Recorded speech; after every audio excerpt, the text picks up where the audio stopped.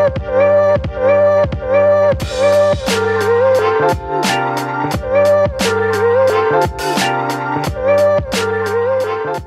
bonjour à tous, bienvenue de nouveau sur la chaîne de l'Examen Crypto. Nous sommes toujours le samedi 18 janvier 2025, il est 13 h. On va faire le point sur une question que vous êtes très nombreux à vous poser, c'est pourquoi le Bitcoin monte, mais pourquoi les altcoins ne font rien, voire même pourquoi les altcoins chutent alors que le Bitcoin monte, alors qu'on connaît tous le proverbe, quand le Bitcoin monte, tout monte, mais pourquoi en ce moment c'est pas trop le cas? On va répondre à cette question au travers de cette vidéo, installez-vous confortablement, mais avant, bien évidemment, je rappelle à tout le monde que tout ce que je vais dire dans cette vidéo n'est en aucun cas un conseil financier, c'est à vous de faire vos propres recherches, et n'oubliez pas que le trading de crypto comporte des risques de perte partielle ou majeure.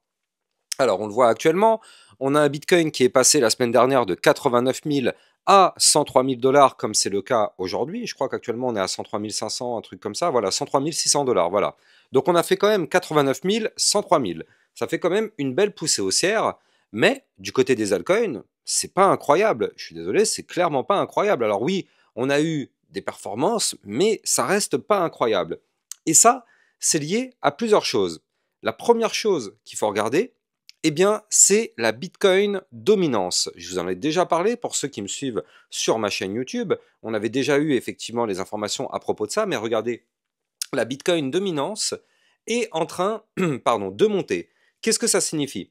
Quand la Bitcoin dominance elle est élevée, ça signifie qu'une grande partie de la capitalisation totale du marché des cryptos est concentrée sur le Bitcoin. Actuellement, on en est à 58,27%. Donc vous l'avez compris, là, clairement, tout est focus sur le Bitcoin. Les investisseurs perçoivent souvent le Bitcoin comme une valeur refuge dans le marché crypto, et notamment en période d'incertitude ou de baisse globale des marchés. Et il faut comprendre aussi que cela limite les flux de capitaux vers les altcoins qui sont perçus comme plus risqués. Donc c'est pour ça que dans un premier lieu, on a les liquidités qui vont sur le Bitcoin, et puis en général, après, une fois que le Bitcoin a fait ce qu'il devait faire, les liquidités ne sortent du Bitcoin, se dirigent vers l'Ethereum et puis après vers les actifs à risque, donc c'est-à-dire les cryptos beaucoup plus volatiles qui sont dans le mid-cap, voire même le low-cap, donc c'est-à-dire les cryptos avec une plutôt faible capitalisation. C'est comme ça que ça fonctionne à chaque fois et c'est uniquement à ce moment-là qu'on a la fameuse alt-season. Je vais revenir sur ce point de alt-season justement un petit peu après. Il faut comprendre que lorsque le Bitcoin est en forte croissance ou très volatile, les investisseurs retirent des fonds des altcoins pour les placer sur le Bitcoin. C'est un phénomène un peu de FOMO. Vous le savez, là, actuellement, on a un Bitcoin qui pousse. Et du coup, il y a beaucoup d'investisseurs qui se disent « Ah bah non, mais moi, j'avais acheté une altcoin, elle ne performe pas trop, je vais sortir de cette altcoin et je vais envoyer sur le Bitcoin. » C'est un peu une forme de FOMO, en fait. Pour ceux qui ne savent pas ce que c'est le FOMO, c'est le Fear of Missing Out. Et donc là, actuellement, du côté du Bitcoin, vu qu'actuellement c'est lui qui pousse et les altcoins ne poussent pas trop, il y a certains investisseurs qui ont ce réflexe qui n'est pas forcément le bon. Les altcoins, elles dépendent bien sûr de la liquidité disponible sur le marché. Si la liquidité elle est drainée vers le Bitcoin, eh ben forcément, d'une façon logique, les altcoins stagnent voire même baissent. Tout à fait logique, c'est un effet de balance. Quand il y a plus d'un côté, forcément de l'autre côté, ça diminue. Donc là, pour l'instant, les liquidités, il n'y a pas photo, elles sont sur le Bitcoin. En plus, avec les ETF et tout ce qui va avec, pour l'instant, voilà. Et d'ailleurs, en parlant de cette Bitcoin dominance, on le voit actuellement sur ce tracé, mais regardez, on a ici l'apparition d'un pattern en double bottom. Je rappelle que ça, c'est une figure chartiste de retournement haussier. Et donc, si jamais on arrive à breaker ici, eh bien, la zone des 58,9, alors dans ce cas, la Bitcoin dominance pourrait s'accentuer pour aller chercher une résistance à 61,75, voire même les 62%, parce que je rappelle que la target théorique de ce pattern, de mémoire, c'était les 62, c'est ça, voilà, 62,4. Ça veut dire que là, si on arrive à former et valider ce pattern, on aurait une Bitcoin dominance à 62, donc je vous laisse imaginer sur les altcoins les impacts que ça pourrait avoir. Les altcoins, clairement, avec une Bitcoin dominance aussi élevée, ne pourraient pas forcément performer, ou du moins pas beaucoup. Pas beaucoup, c'est pas possible qu'on ait une altcoin qui performe énormément alors que la Bitcoin dominance continue d'exploser. Alors il y en a quelques-unes qui vont réussir tout de même, mais dans l'ensemble, c'est pas comme ça que ça fonctionne. Alors, il faut bien comprendre que les altcoins, elles sont beaucoup plus volatiles et moins matures que le Bitcoin, et en période de forte dominance, les investisseurs y cherchent à éviter le risque excessif, ce qui les pousse à rester ou à revenir sur le Bitcoin. Bien sûr, c'est considéré comme une valeur refuge. Donc bon, oui, c'est pour ça que quand on cherche à se rassurer, on va plutôt miser sur le Bitcoin plutôt que les altcoins où c'est quand même bien plus risqué. De plus, il n'y a pas de catalyseur spécifique pour les altcoins. Alors, de temps en temps, il y a quand même des news sur certaines altcoins, mais une hausse de la dominance du Bitcoin peut indiquer une période où peu d'altcoins ont des fondamentaux ou des actualités spécifiques susceptibles d'attirer les investisseurs. De temps en temps, effectivement, il y a des news par rapport à certaines altcoins. Là, notamment, actuellement, c'est le Solana. On le sait, hein, le Solana, du coup, actuellement, en fait, il y a toute une histoire de potentiel ETF. Je crois que c'est aujourd'hui, d'ailleurs, le jour où l'ETF Solana est reproposé pour approbation, même s'il y a des chances que ce soit refusé. Mais il me semble que c'est aujourd'hui le jour J. Donc, c'est pour ça que là, on a quand même une poussée du Solana. Donc, ça, c'est effectivement un catalyseur. Mais dans l'ensemble, sur les altcoins, c'est pas tous les jours où il se passe quelque chose. Donc si la Bitcoin dominance est forte et que sur les altcoins, il n'y a pas un catalyseur spécifique, l'altcoin en question ne va rien faire. C'est logique. Sans innovation majeure ou annonce, les altcoins ont du mal à rivaliser avec le Bitcoin. C'est tout à fait logique.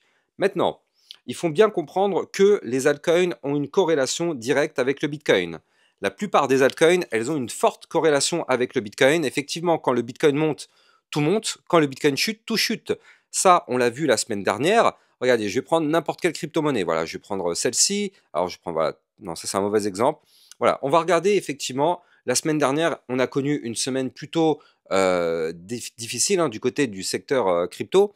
Et donc, effectivement, nous, toutes les cryptos, enfin, c'était pas la semaine dernière, c'était il y a une dizaine de jours. Regardez, là, on avait subi 3-4 bougies rouges parce que le Bitcoin avait chuté à ce moment-là. Et bien, du coup, du côté des altcoins, on va retrouver à chaque fois ces 3-4 bougies rouges. Regardez, j'en prends vraiment au hasard, mais à chaque fois, on retrouve la même chose ici. Là, entre le 6 janvier et le 9 janvier, on retrouvera à chaque fois une phase baissière sur n'importe quelle crypto-monnaie. Regardez, c'est le 7, le 9, voilà, c'est la même chose, c'est la même chose. Bon, XRP, c'est un mauvais exemple. Voilà, ici, c'est pareil, le 7, le 9.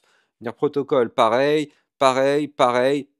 C'est pareil partout. Pourquoi? Parce que le Bitcoin avait fait ce mouvement-là. Et effectivement, vous le voyez, le Bitcoin, bizarrement, le 7 au 9, il y a eu une chute. Cette chute qu'on a retrouvée sur toutes les altcoins. Donc, c'est vraiment une corrélation. Et maintenant, si le Bitcoin devient trop dominant, les altcoins, donc forcément, elles stagnent ou elles voient leurs gains disproportionnellement inférieurs. Donc, c'est pour ça que du coup, cette Bitcoin dominance est quand même assez délicate. Maintenant, il faut bien sûr comprendre la psychologie de marché. Là, c'est un schéma, je vous en avais déjà parlé de ce schéma, mais il faut bien comprendre la psychologie de marché.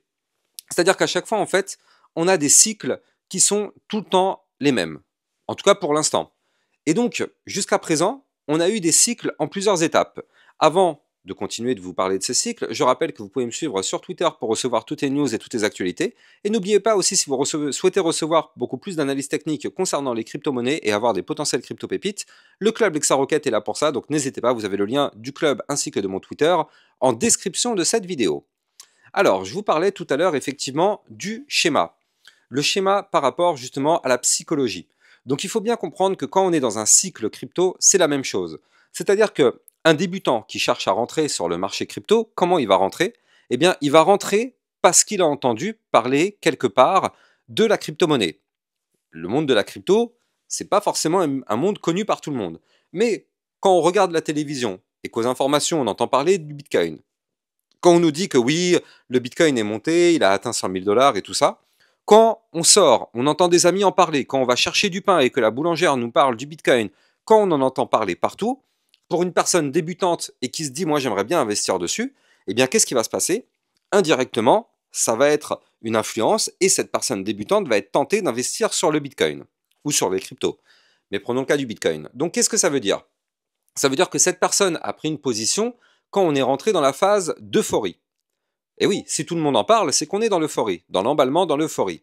Sauf que derrière, c'est toujours la même chose, eh bien, on a tout de suite une chute. D'ailleurs, on l'a connu effectivement cette chute il y a quelques mois, quand le Bitcoin, enfin même pas, c'était en décembre, quand le Bitcoin avait atteint les 108 000 dollars, qu'il avait fait un nouvel ATH, tout le monde en parlait du Bitcoin, c'est même passé aux informations et tout.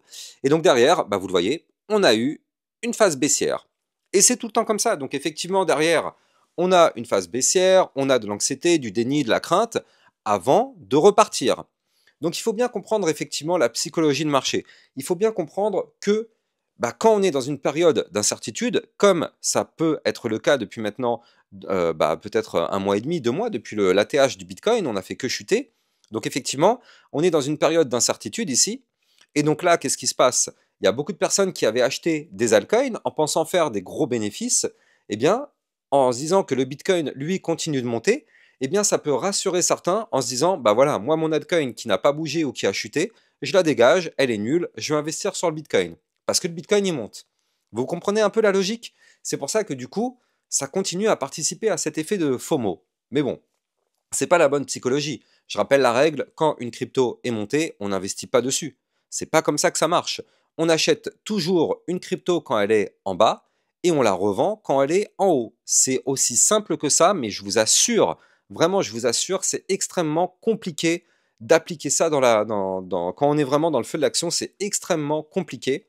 En tout cas, si vous voulez investir sur des crypto-monnaies, vous pouvez utiliser mon lien de parrainage Binance que vous avez en description de vidéo qui vous permet d'obtenir un bonus à vie sur vos frais de trading et ça vous permet de trader sur une plateforme enregistrée PSAN auprès de l'AMF. Le lien est en description de vidéo.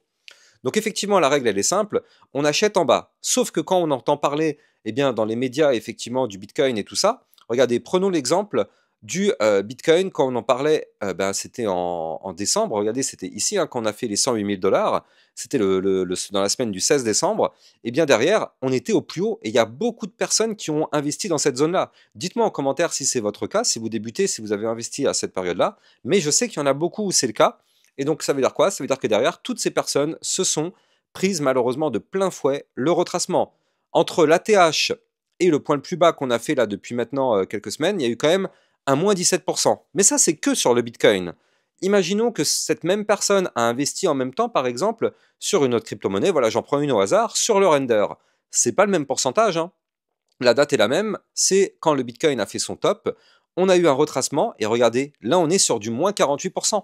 C'est pas du tout le même pourcentage entre le Bitcoin et les altcoins, parce que les altcoins sont beaucoup plus volatiles que le Bitcoin. Donc du coup, forcément, les pourcentages sont décuplés. Quand le Bitcoin fait un mouvement, ce mouvement est répercuté sur les altcoins, mais avec un pourcentage beaucoup plus important. Elles sont beaucoup plus volatiles. C'est pour ça que quand on débute, c'est pas forcément conseillé d'investir sur les altcoins qui sont beaucoup plus volatiles que le Bitcoin. En tout cas, si vous avez kiffé la vidéo, n'oubliez pas de liker, commenter, partager au maximum. Vous le savez, ça participe au référencement de ma chaîne. Et n'oubliez pas de vous abonner pour recevoir tous les jours 1, 2 à 3 vidéos concernant le Bitcoin et les altcoins. Excellente journée à vous, à plus tard. Ciao, ciao.